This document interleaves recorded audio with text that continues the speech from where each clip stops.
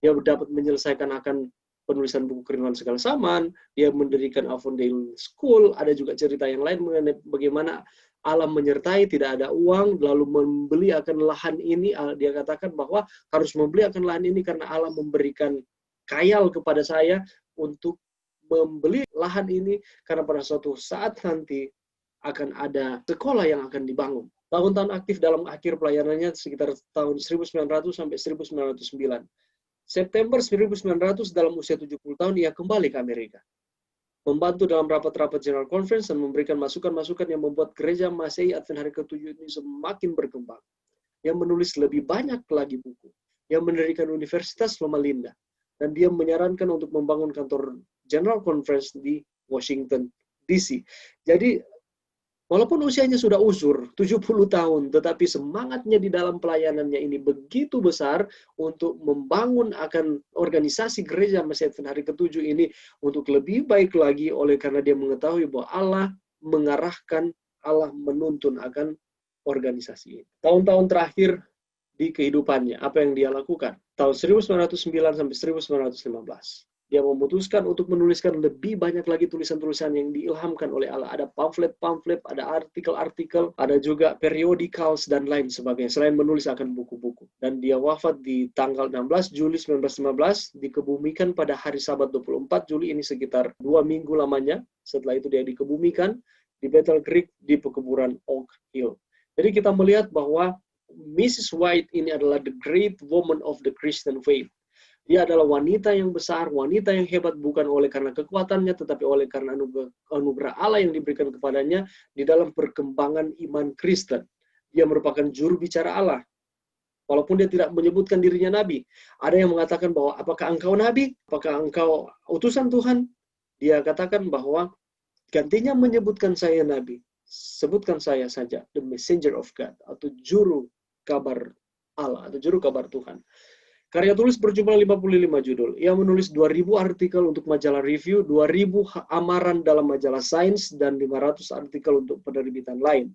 70 tahun dia bekerja melayani pekerjaan Tuhan dari 1844 usia 17 tahun sampai 1915. Dan dia telah memperoleh kurang lebih 2.000 khayal mengenai ini. Mengenai perkembangan dari organisasi Gereja Masehi Advent Hari ke-7. Saat ia meninggal, anggota gereja Masehi Advent Hari ke-7 mencapai 140.000 jiwa. Pendetanya berjumlah 2.500 orang. Percetakan sudah menjadi 40 percetakan dan 80 balai pengobatan. Jadi kita melihat bahwa Allah menggunakan orang yang biasa, Allah menggunakan wanita yang biasa ini untuk mengembangkan, untuk memajukan akan pekerjaan Allah itu sendiri. Dan kalau kita perhatikan, ketika 1844 masa kekecewaan, banyak yang keluar, ada yang memisah-misahkan diri, termasuk juga golongan yang ketiga ini. Mereka tetap percaya bahwa Alkitab itu benar, itu tidak kurang lebih dari 10 orang. Tetapi oleh karena ini adalah rencana Allah di dalam kehidupan manusia, di dalam kehidupan akan organisasi dari gereja ini, maka Allah menggunakan manusia-manusia yang biasa ini, yang penuh dengan keterbatasan, penuh dengan dosa, untuk memajukan akan pekerjaannya. Dari kurang lebih 10 orang, pada akhirnya ketika Ellen White meninggal dunia, sudah ada 140.000 jiwa banyaknya anggota gereja Masehi Advent Hari ke-7. Dan juga pekerjaan menginjil itu sudah tersebar luaskan di mana-mana. Oke, mari kita lihat selanjutnya. Bagaimana dengan pengalaman Mrs. White saat mendapatkan nubuatan atau mendapatkan khayal? Alkitab memberikan contoh keadaan orang-orang yang mendapatkan penglihatan dari surga. Kita sudah pelajari ini sebenarnya di chapter-chapter selanjutnya, tapi mari kita review kembali. Bilangan 24 ayat 4-16, yang melihat penglihatan dari Maha Kuasa sambil rebah, namun dengan mata tersingkap, mata itu terbuka, tetapi rebah, terjatuh atau tertidur. Daniel 10:17, tidak ada lagi kekuatan padaku, dan tidak ada lagi nafas bagiku. Daniel 10 ayat 7, 8, 18, dan 19, hilang kekuatanku dan aku menjadi pucat sama sekali. Apakah pengalaman-pengalaman yang didapatkan atau pengalaman-pengalaman oleh para nabi di perjanjian lama maupun perjanjian baru, apakah itu juga ada di dalam kehidupan Mrs. White? Mari kita lihat. Para saksi mata menyaksikan saat Mrs. White mendapatkan khayal. Siapa-siapa mereka? Yang pertama adalah Dr. Kellogg. Tanggal 28 Mei 1853 menyaksikan Ellen White mendapatkan Kyle sekitar 20-30 menit. Semua ruang seolah-olah dapat merasakan kuasa dan hadirat Allah. Ini kesaksian dari Dr. Kellogg. Apalagi F.C. Castell. Pada musim panas tahun 1853, seorang dokter membuat pemeriksaan atas Ellen White. Satu lilin yang menyala didirikan di depan matanya, saya sudah katakan tadi, yang sedang terbuka, tak satu pun otot matanya bergerak. Lamson, tanggal 26 Juni 1854, saya berusia lebih dari 17 tahun, seolah-olah saya dapat mendengar suatu teriakan halus, glory, glory, mulia, mulia, yang diucapkan oleh Mrs. White. Diletakkannya kaca di depan mulutnya, dan tidak lama kemudian dia berkata, tidak bernafas. Atau Lamson katakan, dia tidak bernafas, tetapi jantungnya masih berdebar. Jadi kita melihat bahwa apa yang dirasakan oleh para nabi di Perjanjian Lama, ataupun sebagian rasul di Perjanjian Baru, itu dirasakan oleh Mrs. White, sama seperti dengan apa yang mereka rasakan.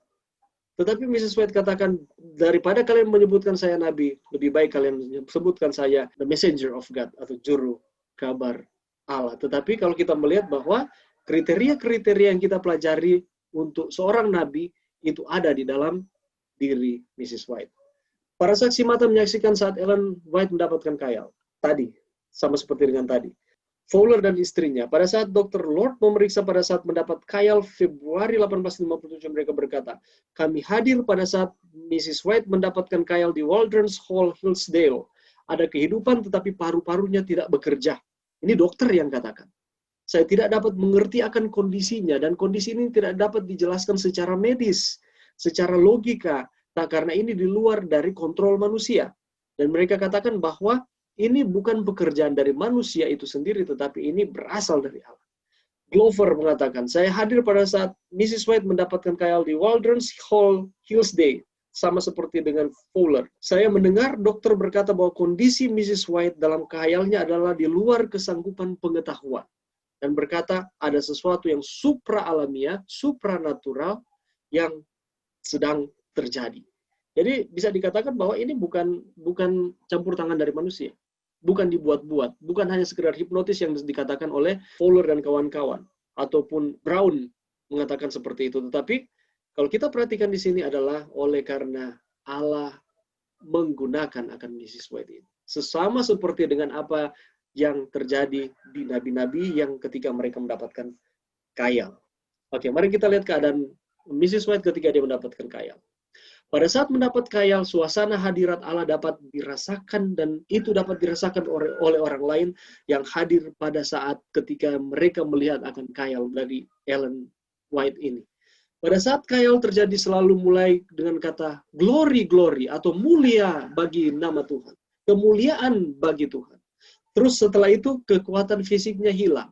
Dia tidak ada kekuatan apa-apa, dia tidak ada kesanggupan apa-apa, dan ketika kekuatan fisiknya hilang, dia mendapatkan kekuatan yang luar biasa tiba-tiba. Setelah dia mendapatkan akan Kyle, ada juga mengatakan kekuatan fisiknya kembali hilang dan berangsur-angsur pulih kembali. Dia tidak bernafas, tapi jantungnya berdenyut dan wajahnya bersinar. Ini yang saya katakan beberapa pertemuan yang lalu. Bisa saja mereka katakan, oke, ini berasal daripada setan. Tetapi, ingat baik-baik, setan bisa melakukan segala sesuatu, tetapi hanya satu yang tidak bisa ia lakukan, memberikan nafas kehidupan. Dan setan tidak bisa membuat akan keadaan di nomor 5 ini. Dia tidak bernafas, ditaruh lilin, matanya tidak kesana kemari, lilin tersebut tidak bergerak, cahayanya, karena apa? Tidak ada udara yang keluar. Jadi dia tidak bernafas. Tetapi dia makhluk hidup, jantungnya masih tetap berdenyut, jantungnya masih tetap berdebar, dan wajahnya bersinar. Dan ini tidak bisa dilakukan oleh setan. Ini hanya bisa dilakukan oleh Allah, Sang Pencipta. Kadang-kadang mengucapkan kata-kata yang singkat mengenai apa yang dia lihat. Matanya terbuka seolah-olah melihat pada kejauhan. Dan posisi pada saat mendapatkan Kyle tidak selalu sama. Kadang duduk, berjalan, berdiri, rebahan, dan dia melihat akan apa yang sementara dipertunjukkan Allah lewat Kyle. Dia tidak sadar apa yang terjadi di sekitarnya, ditandai dengan menarik nafas panjang 2 atau 3 kali, dan pada saat menerima Kyle, dia melihat ke sekelilingnya gelap untuk sementara waktu. Ini setelah dia mendapatkan Kyle, jantungnya berdetak, tidak bernafas, tetapi setelah dia melihat selesai melihat akan khayal tersebut, dia menarik nafas, menghela nafas 2 sampai 3 kali secara panjang atau nafas panjang, dan setelah itu dia melihat sekelilingnya gelap, hitam untuk sementara waktu, dan pada saat setelah itu kekuatannya dan penglihatan kembali normal dalam waktu yang singkat.